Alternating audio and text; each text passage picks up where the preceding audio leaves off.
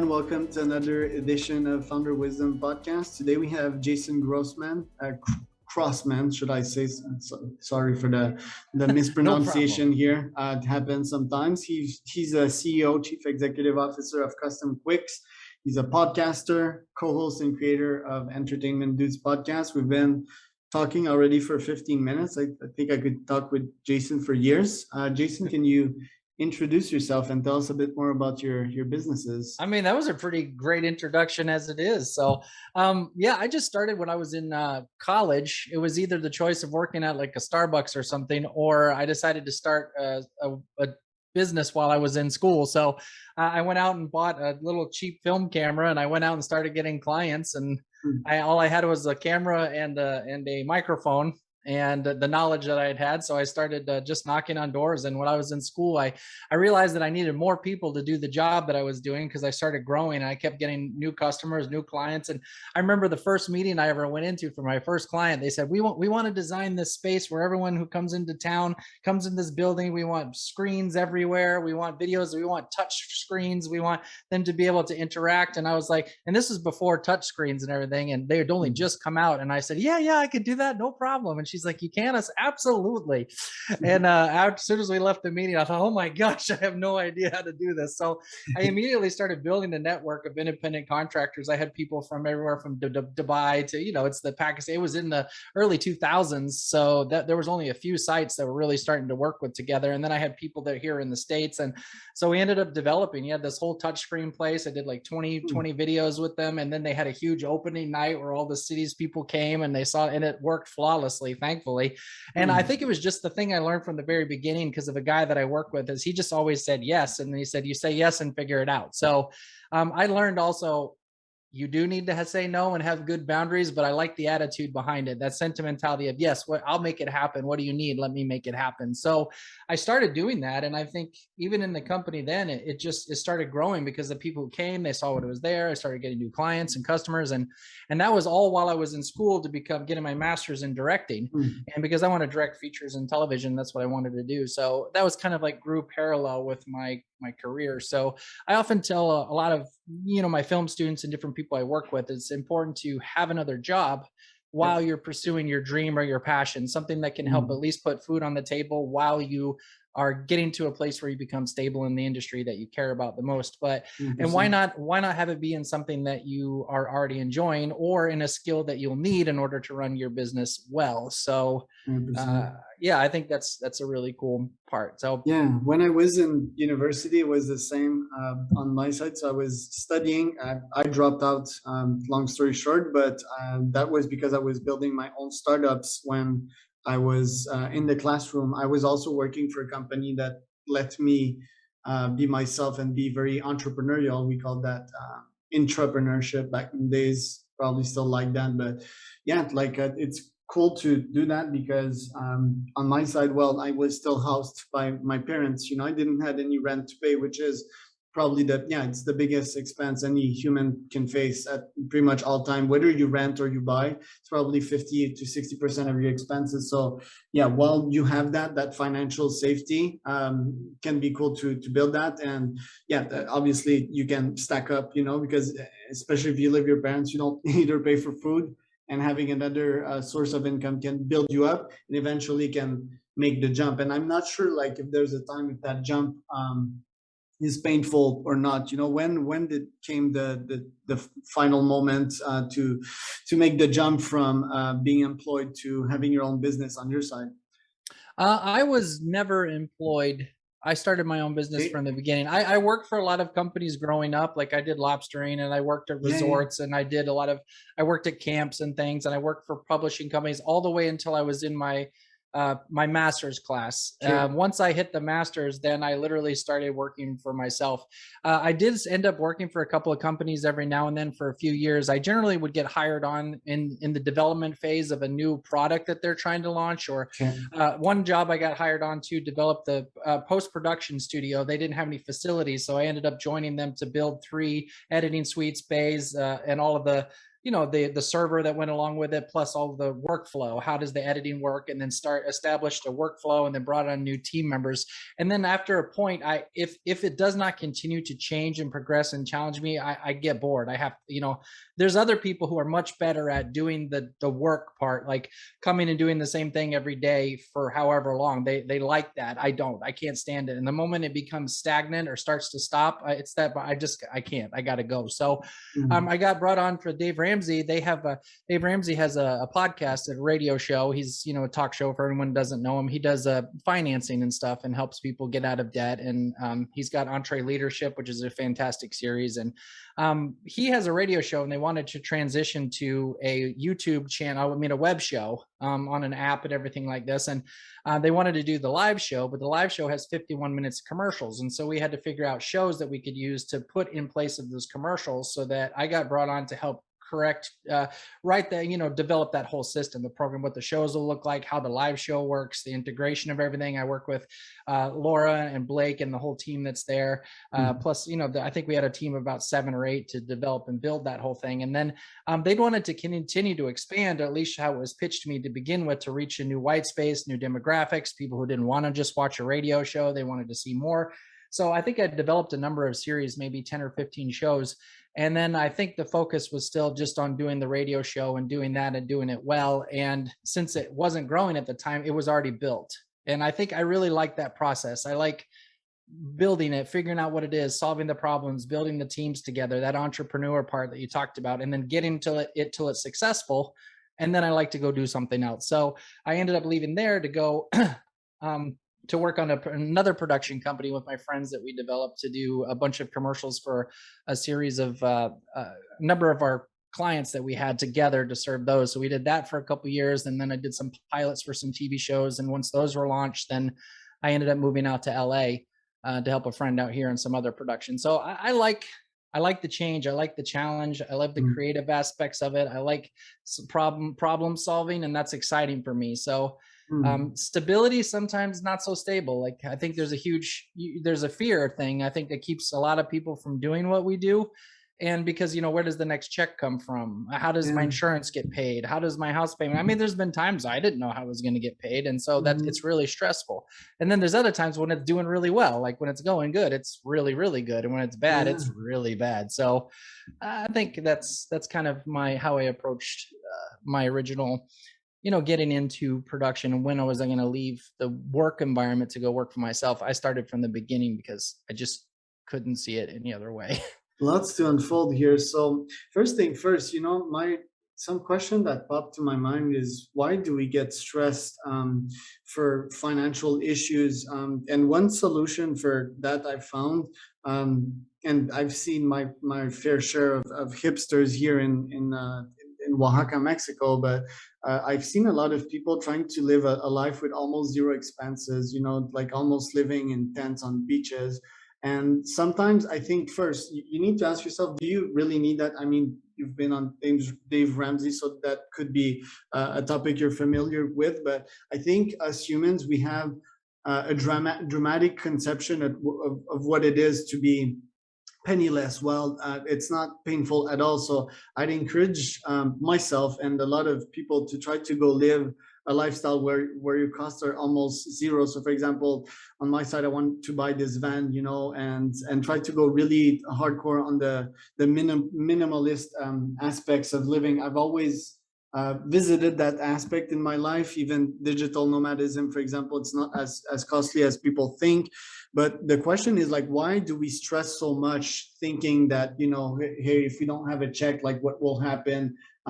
If there's like other potential solutions out there, which are not, by the way, going homeless in the Los Angeles street. But what do you think about this type of philosophy? I think the philosophy is in a way very, very privileged and blessed by being where we are and in the world that we live in. In the past, you wouldn't, without community, without certain systems in place, you wouldn't be able to do that, because you'd either be conscripted into a military, you would have been taken into a slave camp, you would have been sold somewhere, you would have been part of an cog somewhere. You wouldn't have had that choice.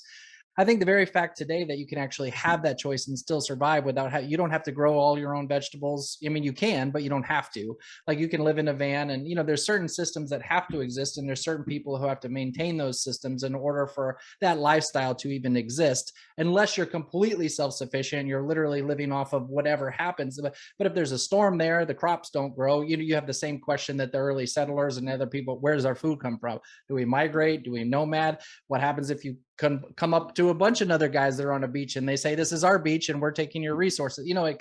It's a deterioration of the simplistic idea that I think if you devolve it, it goes back to where we were originally, and that's warring tribes that are fighting for resources in whatever area you live in. And then they would commune to small cities, and then those cities would grow to bigger cities, and then they would need laws and rules, and it would repeat itself. So I think it's exciting to be in a place where we can actually make that decision. You can still go to the grocery store and buy stuff when you're in your van. You can still, use your internet if you're at a coffee shop. So there's certain tools that are resources that you can use. I think it's fantastic. So I think the ability to be able to choose that is a wonderful benefit of all the hard work that people like us, entrepreneurs, who are creating things, creating tools that enable people to do that successfully and actually have a life out of it.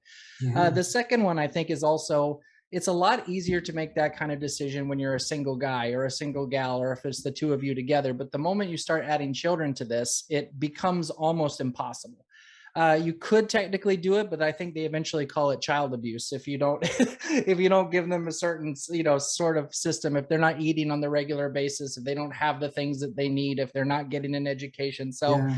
I think it's a wonderful, fantastic thing, and I encourage people to even do it and try it, because if you can understand what you ultimately need, then it makes it easier to realize what is a want versus what is a need. Sure. And and that way, as you're building and creating and you're making decisions, you have the ability to, from that sort of knowledge, I think, make more wise decisions concerning the assets that you do have, and Yeah. whether or not you need to indulge in something, or maybe you can give that money away because you're able to. Yeah. So that's just kind of my thought. Yeah, they're good thoughts. I mean, the beach example is quite extreme. I mean, if you're like 19 and very adventurous, Bear Grill Do it. style, like, Yes, yeah, do do it. it. Do it. Go do it. Even Absolutely. I think I'll do some kind of it, or like survivalism, build my own hut and stuff, and just to Do it. challenge myself. I've been watching a lot of off the grid property building, from a mega mansion to something that were built by people with low incomes, and that has kind of been fascinating to me. I think that most hipsters that I was referring to, and oddly enough, I kind of get frustrated sometimes around these people, because I consider myself more of a luxurious voyager, whatever that means.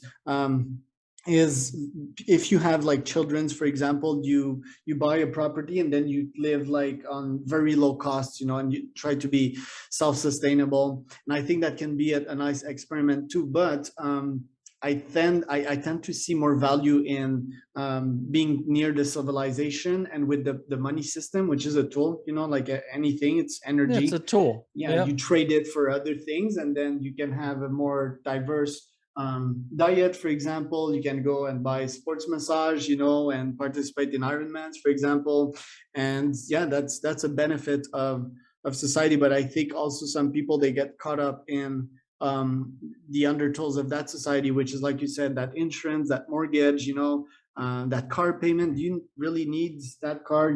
Can't you bike to some place? And when the fear aspect, because money, there's a lot of fear related um, to money. Like, hey, will I get enough money to feed my kids? And there's always this fear. Oh, do I have a cushion? Because in my own humble opinion, having a cushion of money is a mental well-being thing. It's a mindset thing. It's a psychology thing. That you have money if a crisis hits health. Hence, when you have that, you don't stress much when you know that you don't have contracts handy, for example. Do you agree? Yeah, I think there's I think the trick is a lot of the lifestyle that you're talking about is a rejection of extreme. I'm not even going to say capitalism, because Mhm. capitalism in and of itself is, it's a tool like anything else. Yeah, I don't know why people bash about it. It's literally lifted more people out of poverty than anything in history. But exactly. but the part is materialism. Materialism can control the individual and define who you are based upon what you have, and that in and of itself is a rejection of where I think the value of humanity comes from, and it's in just being human. And I think sometimes, if you'll notice the conversations you have with people that are feeling this way, there's two lines of thought. One, I think, is an extreme rejection of materialism itself, and the pendulum, like everything, swings. Instead of finding balance, it generally swings as far away as it can possibly go, and it'll either break or it will swing back and eventually find some modicum of balance, right? And so I think a balance between a type of understanding that money is a tool that is useful for creating new ideas. If you do not have money, you do not build a business. You need some sort of investment, right?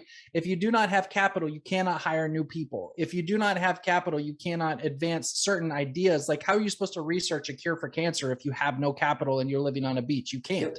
So what are you providing to the world if you do withdraw yourself and your ideas from it? So I think finding a good balance between the understanding and idea of materials are necessary tools, but they do not define who we are. They are useful to, I think, like a magnifying glass. They should enhance what we are.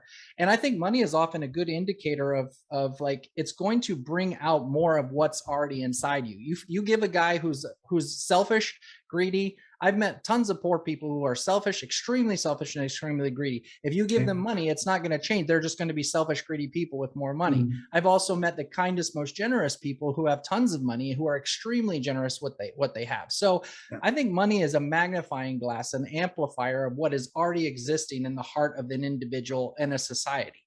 And the idea about where that pendulum lies, is it evil to have money? Is it evil to not have money? Is it evil, and the idea that in poverty is where, and in poorness and in poverty is where we are really truly humans, and where we want to be, or is that we all want to achieve wealth? So I think finding that balance between those things and recognizing, is it sort of a religion for us? Because sometimes when you hear those people talk, it's like capitalism is evil.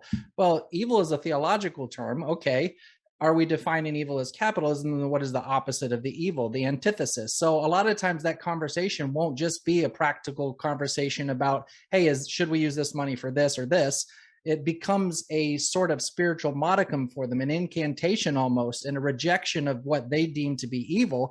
And then the moment you start to try to make money, they will imprint you as well. They project that onto you. So I think you have, and I think what is that rejection you feel when you're talking to certain hipsters? I think it's because a lot of the language that they're using is, in a way, a self-righteous expression of a faith that they have in what their understanding of the good and evil is. And they're expressing it in a way that often judges you, leaving you feeling judged, just like a religion would. So it's an interesting conversation.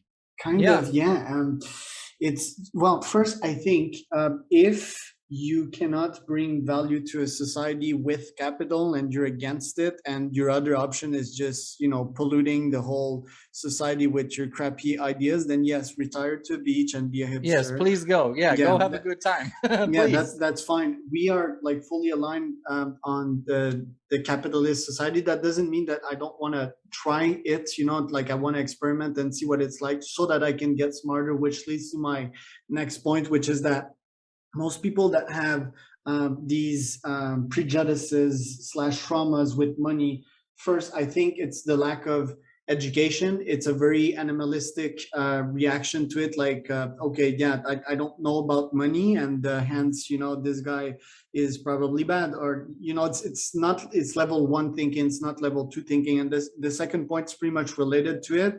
I think that us humans were wired for competition, and me being better than you, for example, and thus I will always try to justify my situation if I see someone that has something that I would like. And I even see that in myself, like in my whole life, my best friends are people that I initially hated, and stuff like that. I was jealous of them, although I do not consider myself a jealous person, but sometimes I see these seeds, and I think we need to be conscious about how we react to that. And even that when we start hating on people, yesterday I was listening to Joe Rogan with Lex Friedman, and they talk about hate and trolls online, which is an interesting topic, because I've had my lots of hate at one period of my life, and I think that every famous person is going to deal with that. Every successful person is going to have to deal with that more and more. And I think that they should I think sometimes, well, is it that I push the analysis a bit deeper? But when people hate on you, it's a sign that they are mostly jealous of something, and most of the time, it's a good sign. It's a sign that you're on a good track, because if people dig in themselves enough, and if they self-analyze enough, they will find that very seed. Do you agree with that? Yeah, I think it's also tied. I like that. I think I would agree with that to the most part, unless that person is you are the antithesis to their ideology.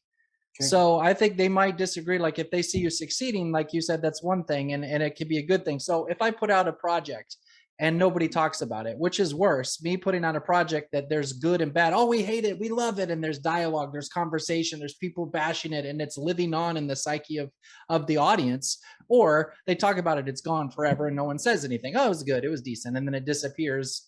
I think I'd rather have that story that divides people in a way that's positive, like a positive division that they can debate about and talk about. It's more exciting, right? So I think in that way, you're absolutely right in terms of like, wow, I must be doing something right, because if I've got haters that are opposed, I'm giving something, a message out there that's impacting and resonating one way or the other. It's creating dialogue, it's creating conversation. Those are powerful tools. And if you look, most literature and stories, paintings, and anything that's been appraised throughout society has done that to the society it's in. There's people who love it, there's people that hate it. And there's always that dialogue and that conversation that goes on long after that person's dead. And that's exciting story making. That's timeless. It's the timeless story. And that's what you're looking for when you're telling that story. So I'd agree with that. And then also, I think there are two main thoughts of logic I've noticed throughout society. One is that people believe that man is basically good, and the only reason why people are good, evil, is because there's greed. There's people who want resources, and only this society drives people to do evil. Otherwise, people will just be good. And then there's the other side that says, no, good people are good or evil inside individually, and it's their choices that generate the positive and negative outcomes. So, can you have a good person who's a mega millionaire? Can you have a good person who's poor? Can you have a bad person that's a mega billionaire? Can you have a bad person that's poor? Or are only people who are poor good?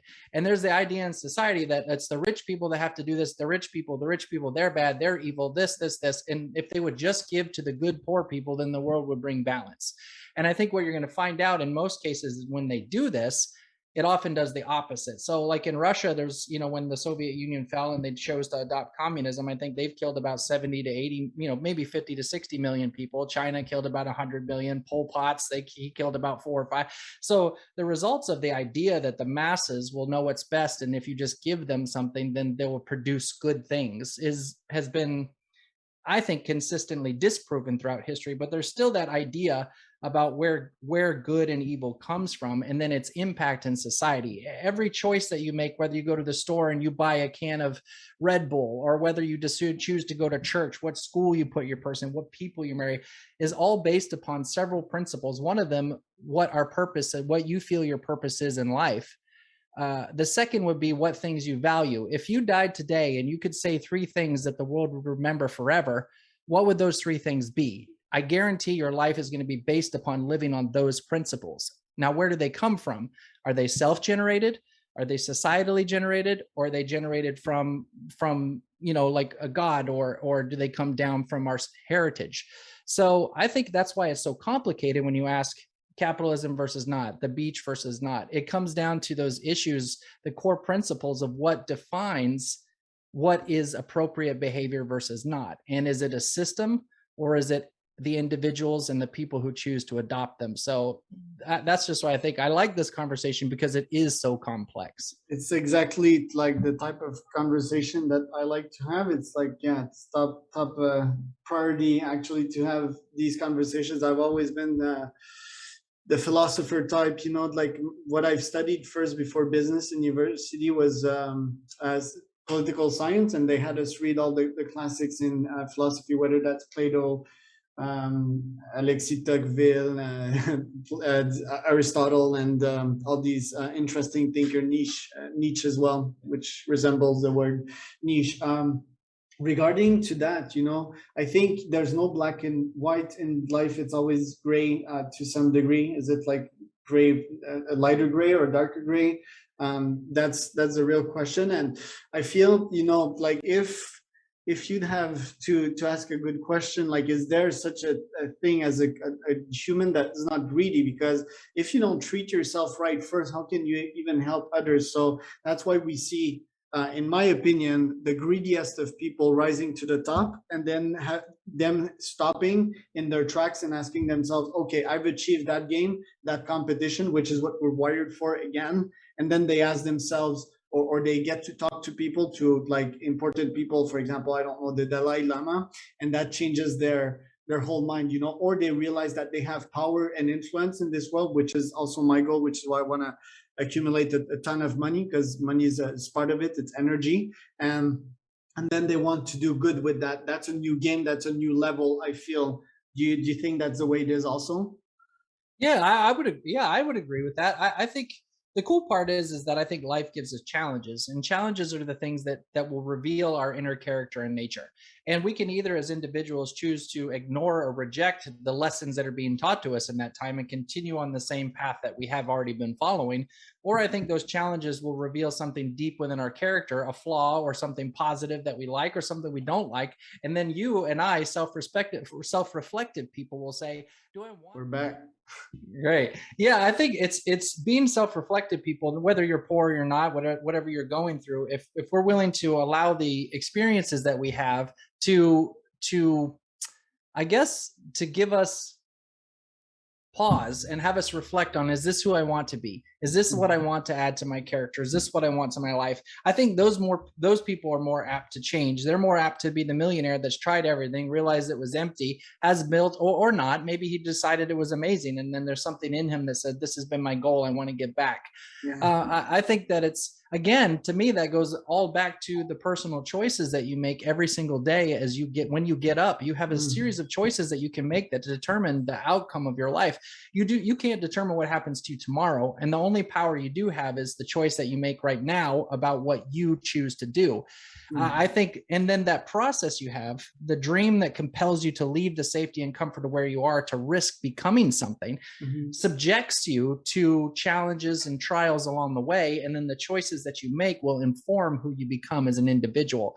And so I think it is absolutely possible for people to change, especially if they are open to the possibilities that the way that they do things isn't necessarily the best way. And if they're open to that, you're more apt to be able to change, I think. Do you believe the best framework to be like first hustle, hustle, hustle, get money and power, and then go charitable, or the modern movement we've been seeing in the startup world, which is to go social from day one and build on that?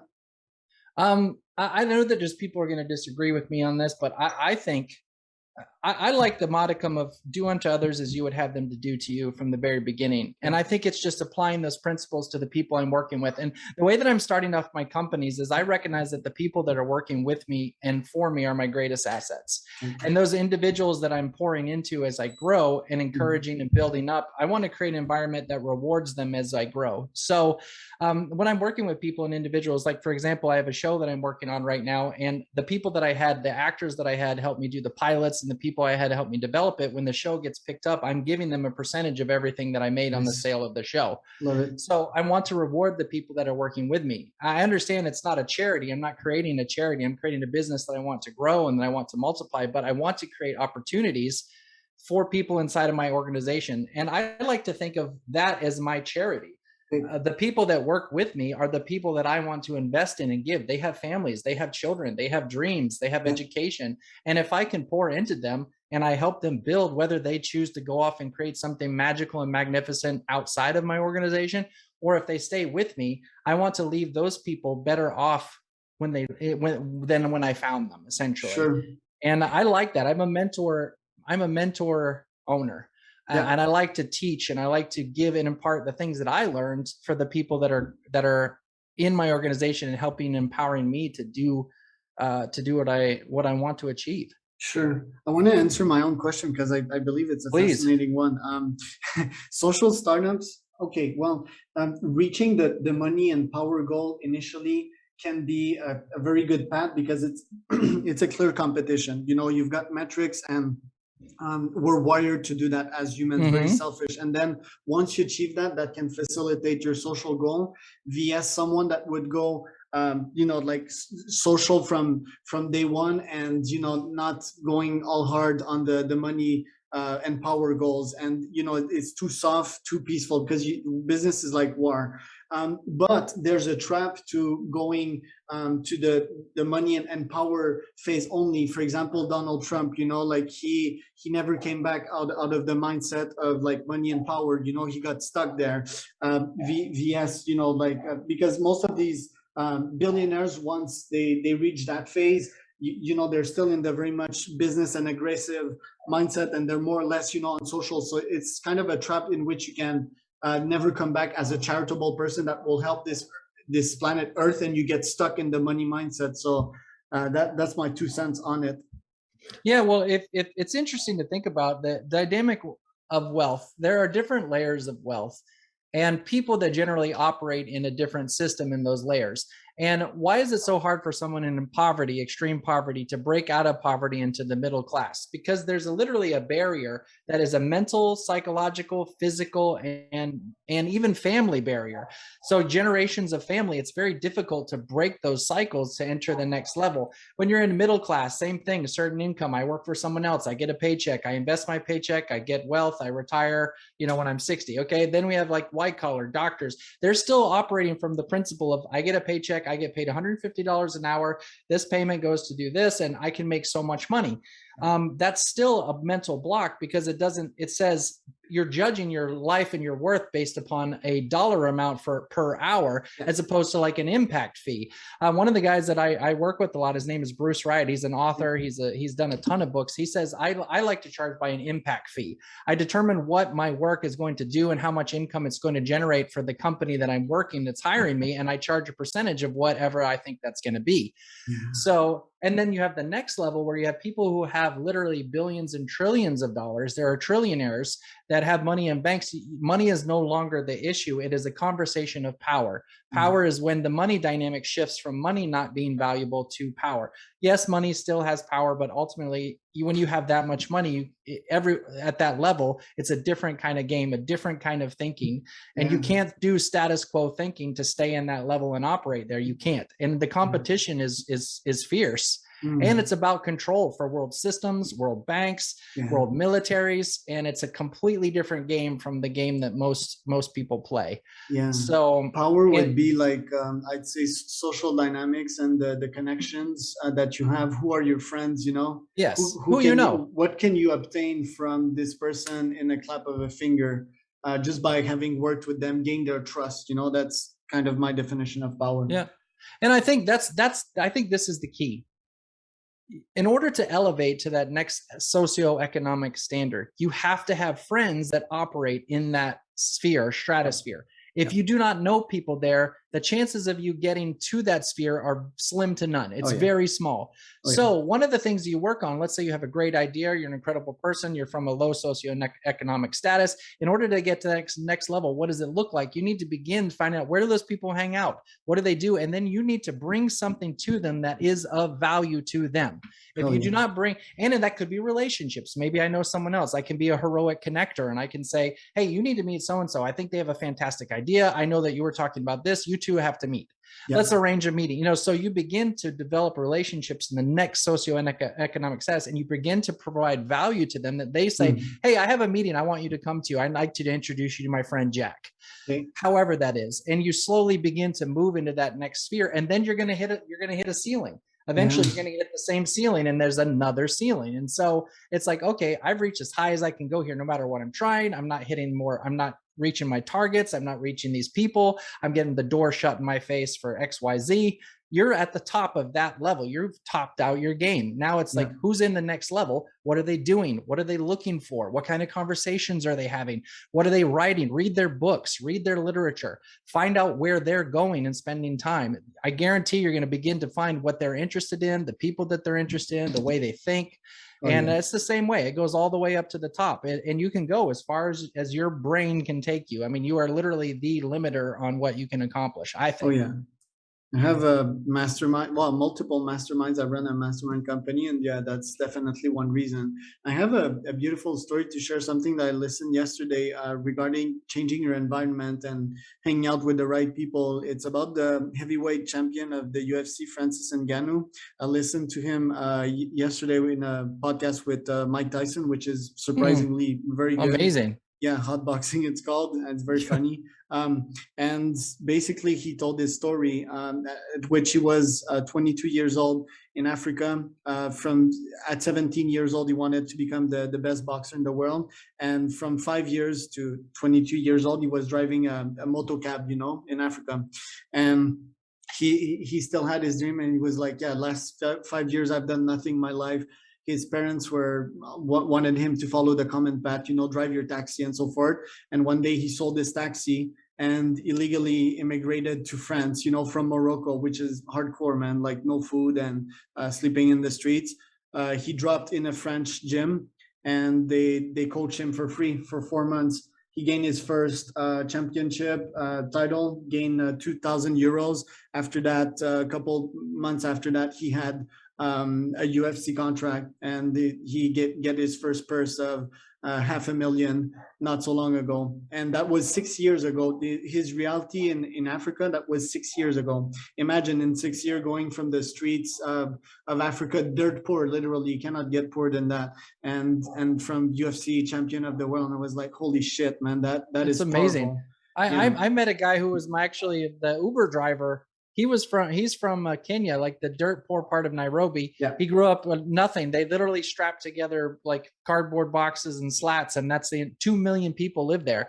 They pee in the street. There's no running water, and he was playing soccer, and he wanted to play soccer, and he never got really a chance to go anywhere. But one day, a guy came from a local high school in the city and saw him and saw how tall he was, and was like, "Dude, you need to play basketball." And he's like, "Well, I'm a soccer player. I don't even know what basketball is." And he's like, "No, you need to play." So he said he took him to this gym. He started playing basketball. He said, I got it easy. I got it. It clicked with me. So he ended up getting drafted into that high school, played. He was the first person in his entire village to graduate from high school. While he was there was a guy that was over there visiting one of his friends. He just happened to come to the game. He's from a university here. He's a coach for one of the Nashville teams. Saw him play basketball and said, "Dude, you have to come play for our school." Drafted him into it. He just finished master's degree. He's doing his master's degree right now, and he's playing basketball. And so, and he's up for potential draft picks. I think he's a junior right now. So, So I mean, is it's this the super best fun. path for, you know, like someone living in a crappy country? Is it to immigrate in another country and study, or get into sports? Because I have various employees in not so cool parts of the world, you know, and my path to them, and it's not the best recommendation, but it's to, yeah, get capital, get their independence from their parents, right? Leave that crappy environment of your parents telling you should do this and you do that, because this is so toxic.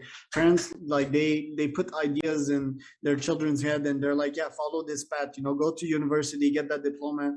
And this is so outdated, and I feel they put most of their stories onto you. So that's a step one, aka financial independence, and then hopefully start your own thing, so get into entrepreneurship. Is that the best advice to most, or is that like too hardcore and most should just try to go for the immigration path first? No, I think to me it's like who could have predicted that French guy's I mean that guy's path to go to France, and he couldn't have known it. The same thing with this guy, he couldn't have known it. So I think sometimes it's like the desire that burns in you for something else, something more. Beginning to just follow that and take steps. Part of life is a surprise. I think the beauty of life is the surprise. So if you're pursuing and pushing, how often have you set a goal honestly in your life? Think back to the time that you were 10 years old to the day today. How much of your life is exactly how you pictured it versus how much was beautiful circumstance because you were pursuing something you cared about? Mhm. My life is completely different. And what do we know as kids when you're 10, 12 years old? You have no clue about the world. It's through that process of becoming who we're supposed to be that the beautiful opportunities open. I think there's a combination of luck, combination of being good at relationships and caring about people, being talented in something, and being unafraid and willing to do whatever it takes to push through. You have to have a combination of those things in order to become successful, or at least to have a shot at becoming successful. So in Africa, I think you literally, a place like Africa, where there is no socioeconomic moving within the nation. So like in Ethiopia, for example, I worked in a dump that was there. We spent times with the kids in the dump. They literally cannot get out of there. Socioeconomically, they cannot leave. They're not allowed by their country. So unless they have a sponsor from the outside who will say, I will sponsor this child, they were able to do it. Thankfully, that entire dump has been destroyed. The children have been moved out, all because one of the guys there was sponsored. He ended up going on to get a college degree. He went back to that community, started teaching the guys how to drive trucks. It changed everything. One person, because he went back. So the same guy, and your nation, those nations are not going to change unless the people who are getting educated outside of the country choose to go back and change the nation, to go back to where they're from. Powerful. So, because how I see it, like it's pretty much the same startup unifying theory that I'm trying to build. It's about testing a bunch of things, and seeing what fits. And their ancestors probably tested 100, 1,000 things and found out that doing this dump work was the best way to get them income. And since they found that gem, it took them so long and so much effort. The elders are like, no, dude, that's what you need to do. I tried everything. I've suffered a lot, and in the process, in trying to avoid the suffering to their progenitors, they kind of continue that cycle of suffering. So I think that more things need to be tried, but the question really becomes in terms of energy, because most of these kids don't eat a lot. They're always tired. They have the sun burning their face the whole frigging day, so they don't even have energy to think. They only have energy to do. And coming back to some of my thesis, and funny while I was listening to you, like according to myself, like 7 years ago I was supposed to be a billionaire. Today that I'm still working on that, let's say. But small comment here, because one of my thesis is that if I would have to start life again, or for my children, I think I would have them pursue the athletics path. Why is that? If you look at the world trend, and like generally African have great athletic body, and in terms of genes, some of them are very high in height, and the muscle is there, so they're very athletic, and they live in obviously tougher environment. They don't have shitty food to pollute their nutrition yet, and in our world obesity is keeps skyrocketing. So what I'm saying is that there's less and less athletic competition, and can be a market that can feel natural, and may have them give them a better shot. And also, when you grow up, you're not allowed to have a bank account, right? Because the path B would be entrepreneurship, or to be very good at something. Another would be video games in the world that we live. But in that part of the world, they don't have electricity and connectivity sometimes. So if I would have to do it again, and I think what I would promote in my own children's would be athletics, and try to get good at that, them compete, that could possibly generate financial opportunities. And also, try the entrepreneurship game, and possibly the video game path, to give them financial independence as quick as possible, which is the first step to achieve, in my opinion. What do you think? I like it. If you don't adapt and change with the way the expectations are of the world, you can't be successful entrepreneurially, because if you're not in tune with what the demand is, or if you don't understand ahead of time, if you do not have the foresight to see the world's next desire, they're going to need this. Then I think you're going to get lost. And right now, like you said, entertainment is king. Like I know kids that I was working on for a contest for Mortal Kombat, and the kid who won, he was like 17 years old, and he won $250,000. It's wow. Like, and that was his third competition he'd won this year. So it was one of those situations that there are new opportunities to make money, income. I know people in Africa, in Nigeria, that are doing reaction video channels that have tens of thousands and some even hundreds of thousands of followers. It's a huge one. YouTube's incredible. It's amazing.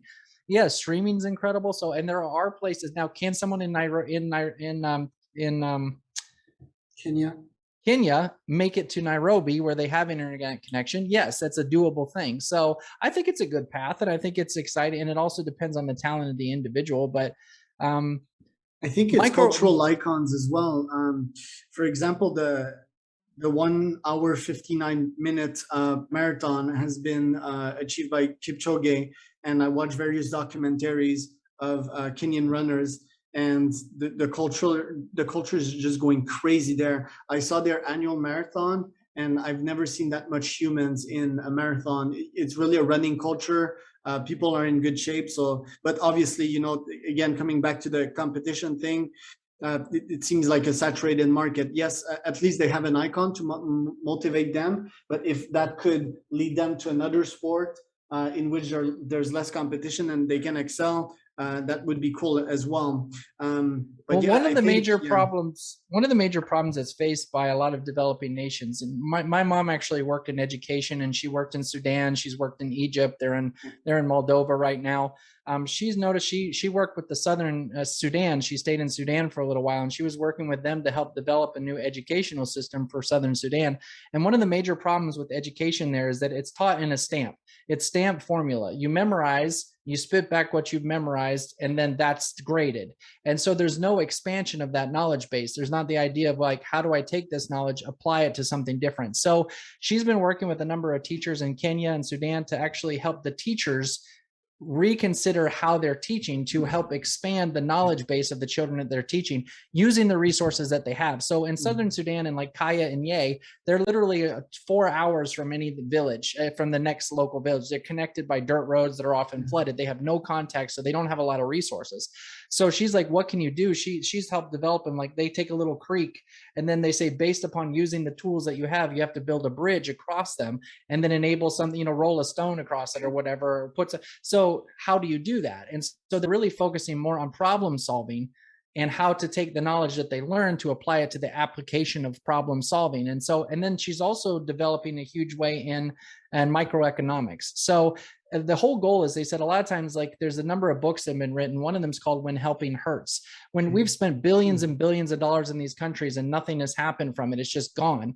Where versus taking a system like this, where you can actually train somebody, find somebody in the village who is trustworthy, that's looked up to by all the elders, that is notably have man or woman of integrity. You can invest in that person, and then that person takes the first fruits of what they have, and then they teach and equip and inspire other people. So the idea is to expand the knowledge base and the profitability of that area, but also at the same time maintaining their collective culture of us. In South Africa, they use the word Ubuntu, which is the concept that whatever happens to you happens to me. If something positive happens to you, it happens to me, right? So that African culture permeates most of African families. And if we try to impose a more individualistic Western idea about what profitability looks like on a society like that, it can be detrimental to the structure of the society. So if you take something like the substrata of how they believe families work, the interrelationship with the two of them, you find somebody in the community that's an elder, respected individual, you empower that individual, and then they in turn will be able to empower other individuals in their community. You can actually enact change, lifelong lasting change, where those places become self-sustaining. And that's the ultimate goal. Once you create that, you can create an environment in which the other people in that community can thrive. So some of the people I've talked to who have left Africa, who have got an education over here, like the guy that I met, he wants to go back and take his education there and use it to help transform the community he came from. If Africa can do that, Africa has resources. They have incredible people. They've got talent. They have everything that they need to be able to succeed. And I think respecting their culture, the heritage, the way that they operate, using the principles of success that we've discovered through, centuries of practice, there's real opportunity for Africa to see some incredible development, but it takes breaking years of cycles of repetitive cycle. And that's what you keep running into. You see it in Mexico, you see it in, and in Africa, you're going to see it everywhere, is those same things. That's what you do, because that's how you do it. And you can't do anything else. Why? Because it doesn't work. Have you tried? No, we just know it doesn't work. Yeah, it's a mentality. Looping back to a point here, a danger of following the path to become a billionaire and then going social is that sometimes billionaires think that capital fixes most problems. While it doesn't. It's more the implementation and the energy that you invest in building smart systems to fix recurring problems, checking the data, and modifying your approaches to that problem that you're trying to solve.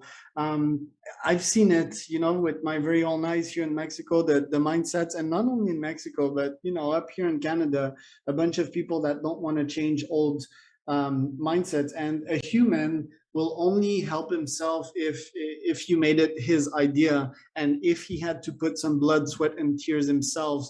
And build these neural connection in his brain, these pathways, so that he deeply understands physically and mentally how to solve that problem. I think a lot of people as well in these parts of the world, they just adapt to that reality. It's like, yeah, fuck it, I'm gonna die at 47 and that's it. Or shit, I'm gonna have two children and one out of two is gonna die. Maybe that's not the stats, but or having malaria is normal, and yeah, we might die if we have it. So they just adapt to that side of reality, and they need to not only have education, technical education, but also motivation that, hey, this type of life is also possible. You can have something better. You need to have them experience and feel also what it feels like to have that life, to have a light bulb in your house, to have light at night, or to have this oven that will cook faster, and you don't need to heat the whole house or even risk burning it down, or that having a toilet is more hygienic, it doesn't smell bad,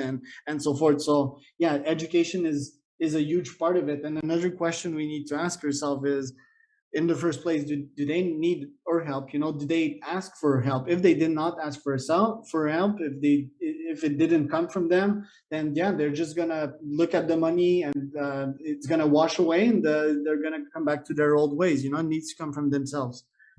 Yeah, absolutely. If you don't have an inspiration inside of you, a fire that burns inside of you to do something or achieve something or create something, literally, then all you're doing is willing to subject yourself to all the fears and failures and things that come if you step outside of your safety and comfort. Like, that dream has to be strong enough to get you to leave what you're used to, the status quo. And you have to want it bad enough. And either A, you have to show somebody that there is something out there that they didn't know that's better, or B, you have to try to convince them that this thing that they can achieve is better than the safety or whatever they feel where they are. It's the same thing like abusive relationships. Why do you stay? Because there's a certain level of comfort and safety and understanding and knowing what's predictable. Correct. You're willing to get beat the snot out of you, but you leave. Well, if I leave, what if I don't have a home? Where do I go? Who do I with? At least I know this guy sometimes is good to me, and sometimes he gives me stuff, and at least I'm under a roof.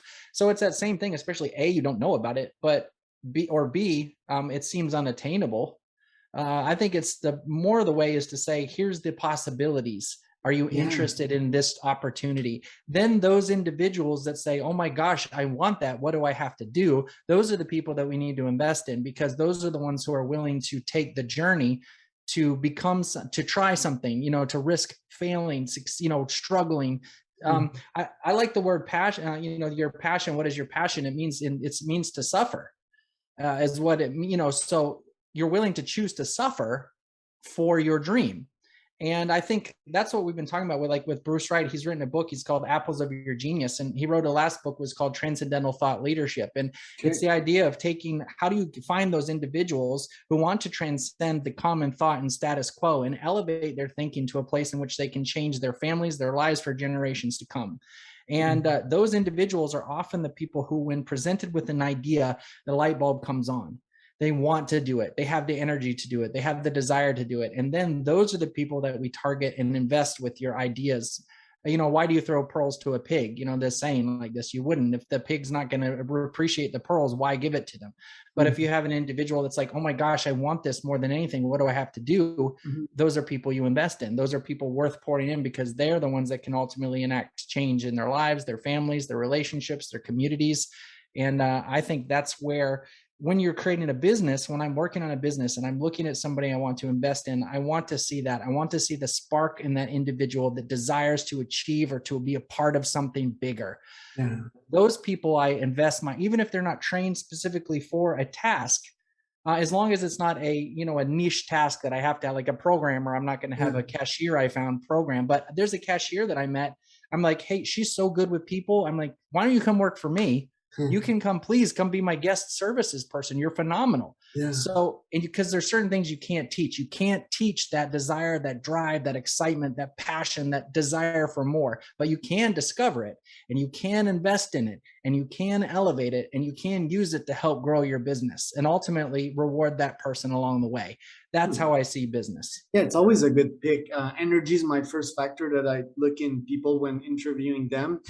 Just brought me lots of questions listening to you, like regarding ambition. So like I was pondering to myself, did I get this ambition going to this place called Archambault when I was younger, and checking these cars magazines, with the red Corvette in front, or listening to 50 Cent talking about being in the club with his ladies and with his Ferrari. Did I get my ambition from there? Was the seed planted from there? Obviously, there's the genetics questions, but I think that can be created, to want more, and also to have that ambition, which sometimes can happen to be a very selfish gene.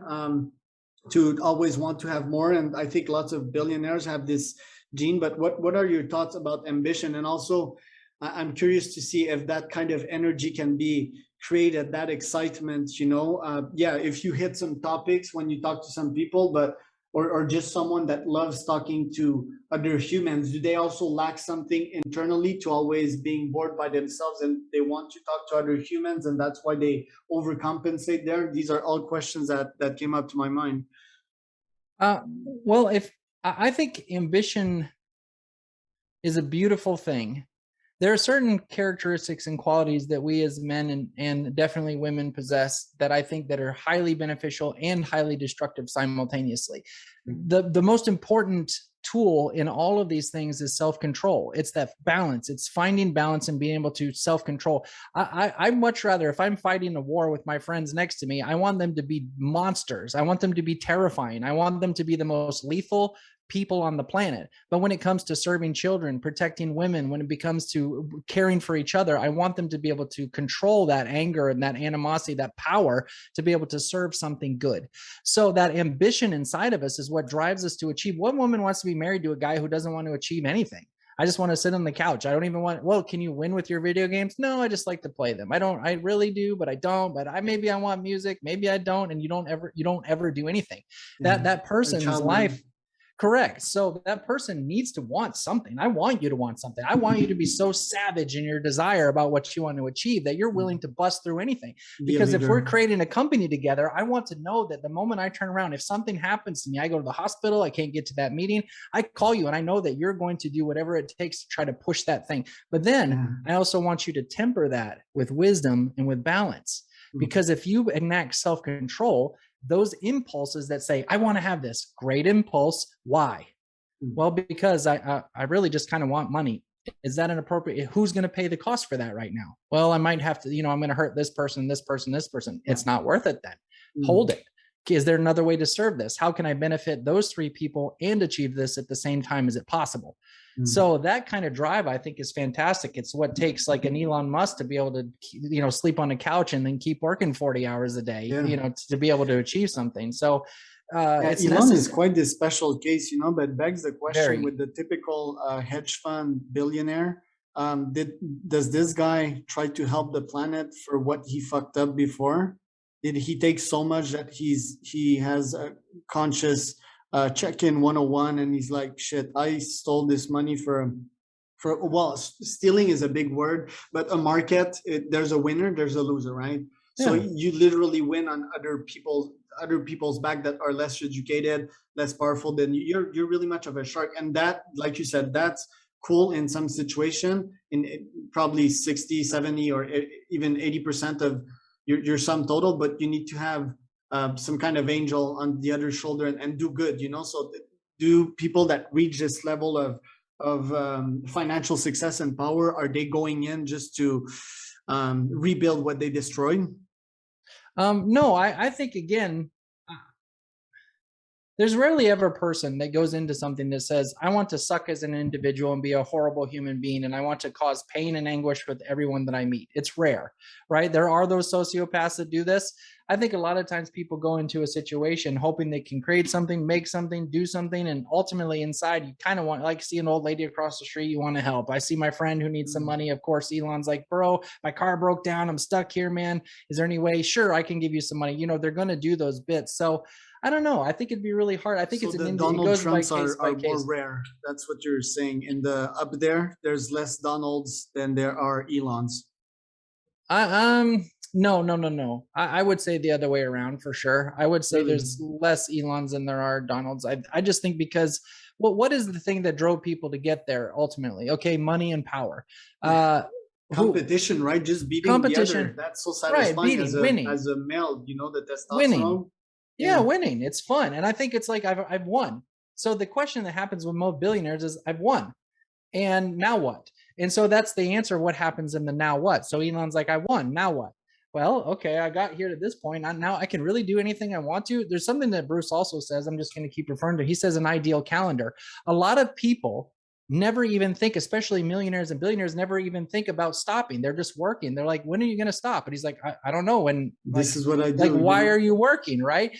And so he said, helping him develop an ideal calendar literally sits down and figures out, what do you want in life? What do you want to achieve? What do you want to make? Do you want more time with your family? What's most important to you? Prioritizing those things. And once that process begins to happen, he finds out that most millionaires and billionaires begin to say, I'm actually not doing anything that I want to be doing with my life right now. I Yeah. really want to be doing something different. And those people are empowered individuals who have been set free from just following blind ambition. If you follow it without the tempered balance, then you are a slave to your ambition, just like everyone else is. You leave Yeah. a trail of destruction behind you. But those people who can be enlightened, who can realize a purpose behind what they're doing, who can balance and temper that drive, can end up using that power to serve other people. And I think you find those rare instances in which you see an individual who has come to that realization and found the benefit of being selfless, Yeah. giving, and helping other people. And that's a Again, rare again, person. with capitalism and the money trauma, I'm gonna call it, it's that making money sustainably and being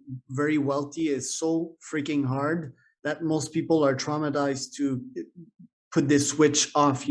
I could think of Yeah. myself, I think 2 or 3 years down in the game, in which I'd be pulling 60, 80 hours a week all the time. Didn't know my wife back then, and I was just hustling, hustling, hustling. And in my mind, if I'd outsource, or if I'd sleep a bit more, or take more care of myself, or go more on the lifestyle side of things, I'd lose out, and I never make money again. So I feel, capitalism is great, but I feel that most of us never, pull back out this path, and we keep on digging and digging and digging, and next thing you know comes the dangerous, the dangerous path in which you're like 100% conditioned for money, and you don't know about helping others. It's just money, money, money, and that's where like monsters are created, I feel.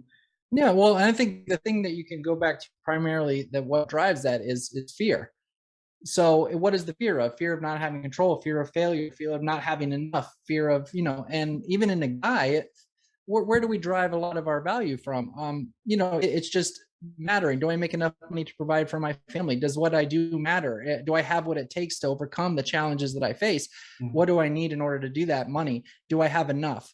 And some of us who have lost we've lost tremendous sums of money on a certain whatever we've invested in, and you lose it, how quickly it can disappear. And so no matter how much you have, it's like that can go away like that. One bad choice, it's toast. So I need to make sure I have enough just in case I get sued, or just in case that I spend 80 grand in this, 100 million, whatever. It's just, and it fails. I need to make sure I have enough that I can keep going. So I think that's it. And in my mind, money for guys like that, they're ambitious. It's just a scorecard. It's not even, once you get a certain amount of money, it's a scorekeeping card. Am I winning? Am I losing? And for each individual, what does winning look like? Some people compare themselves to the next guy. I got $100 million, but he has $250 million. Therefore, I'm losing on the scorecard. I need to keep going. One thing I think COVID taught me really, really well was the fact that the world keeps spinning even if I stop. And that I'm still okay. After 3 months, I didn't do anything or whatever, and the world was still there, and I didn't fall apart. And my life was like, I was a challenge. I didn't know how I was going to, I had to figure some stuff out. My wife got stuck in Ukraine for 8 months, and that really sucked. And I lost some people, but at the same time, I was like, you know what? I can take a break. It's okay if I take this weekend to spend time with my family. Yes, I need to take my wife on a date instead of going this. No, I don't need to take this meeting. I'm busy. I'm more intentional with my time. So then that way I recognize that it's okay to stop for a minute. The world is going to keep going. It will be okay. I can't stop 100%. forever. I can't stop forever, but I can stop enough to take care of myself, to make sure that I put those things, those priorities in order. My family, my wife, my friends, my relationships, those things are okay. Now I can focus on back on my business because I want to keep going. So Yeah, it's I don't want to get like conspiracy theorists here, but like it's almost if we were conditioned to fear to not have money, and if that fear comes from up there, that if we don't generate money for the system, then it's gone, it's over, it's like it's a cold hard stop. While yes, COVID, I mean, like how wimpy are we in 2022 to fear economic declines, you know, when 50 to 100 years ago we didn't even have electricity, Wi-Fi, heck, even food, you know, we still needed to hunt for food. We've got so comfortable nowadays, and it's like always go go go. Jason, I could talk to you for ages. You're a very interesting person, but yeah, podcast coming to an end. Yeah, that would be the round two of round one. We need to make an official round two later on. Thank you so much for your time. Where can people find out more about you in a couple seconds? Well, actually, just probably entertainmentdudes.com, and you can check out the podcast Entertainment Dudes. We interview all kinds of people in film and television and music, marketing, voiceover, and really just dig into the insights of what makes a successful person, not just a successful in your craft, but successful people. So check me out on there. You can follow us on Entertainment Dudes on Instagram and on there. And so that would probably be it. Yeah, thank you so much. It's last few seconds. Thank you, Jason. Talk soon. Talk soon. Bye.